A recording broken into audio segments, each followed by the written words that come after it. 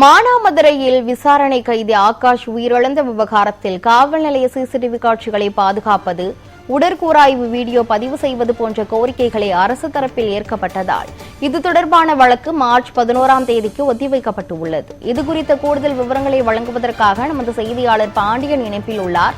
பாண்டியன், இது தொடர்பான மேலும் விவரங்கள் என்ன?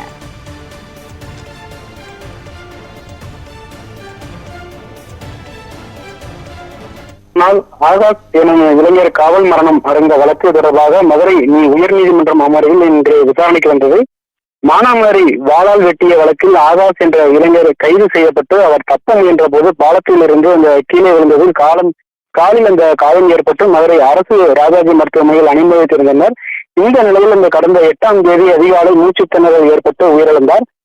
போலீசார் அடித்துக் கொண்டதாக உறவினர்கள் மானாமதுரை ராமேஸ்வரம் சாலை மறைத்து அந்த 2 நாட்களாக இன்று வரை போராட்டத்தில் ஈடுபட்டிருந்தனர். இதனைத் தொடர்ந்து ஆகாஷின் தந்தை ராஜேஷ் கண்ணன் தரப்பில் மதுரை உயர்நீதிமன்ற அமர்வில் மனு தாக்கல் செய்திருந்தார்.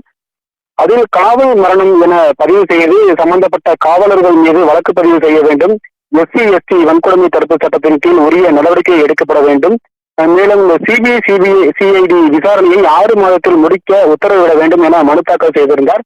இந்த வழக்கு நீதிபதி விஜயகுமார் முன்பு விசாரணைக்கு வந்திருந்தது. அதில் இந்த மானாமதுரை காவல் நிலைய சிசிடிவி காட்சிகளை பாதுகாப்பது, உடற்கூறாய்வு வீடியோ பதிவு செய்வது போன்ற கோரிக்கைகள் அரசு தரப்பில் ஏற்கப்பட்டன. அவற்றை பதிவு செய்து கொண்ட அந்த நீதிபதி அரசு தரப்பில் கோரிக்கைகள் ஏற்கப்பட்டுள்ளன. ஆகவே பொதுமக்களுக்கு சிரமம் ஏற்படும் வகையில் செய்யப்பட்டுள்ள சாலை மறியலை கைவிட்டு கலைந்து செல்ல மனுதாரர்கள் அறிவுறுத்தி சரி செய்ய வேண்டும் எனவும் அந்த அறிவுறுத்தினார். மேலும் சம்பந்தப்பட்ட நீதித்துறை நடுவர் முன்னிலையில் மதுரை அரசு ராஜாஜி மருத்துவமனை முதல்வர் தலைமையில் விரைவாக அந்த உடற்கூறாய்வானது செய்ய வேண்டும் எனவும் இந்த உத்தரவிட்டு வழக்கை நாளை மறுநாள் அந்த மார்ச் 11ஆம் தேதிக்கு ஒத்தி வைத்தனர். கிருஷ்ணவேணி.